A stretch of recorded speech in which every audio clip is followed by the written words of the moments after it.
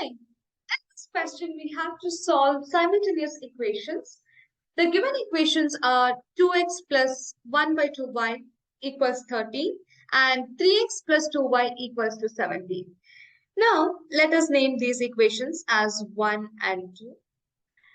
The first equation can be rewritten as 4x plus y equals 26, and the second equation remains the same, 3x plus 2y equals to 17.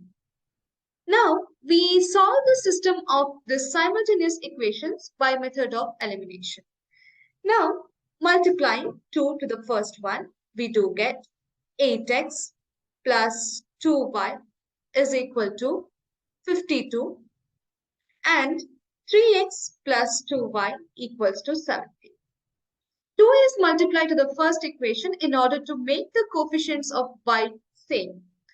Now subtracting these two equations with the help of the sign changes, we do get 8x minus 3x is equal to 5x, 2y gets cancelled out, and we have 52 minus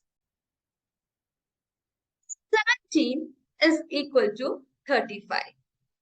From here, the value of x is 35 upon 5 is equal to 7. Substituting the value of x in the second equation, we get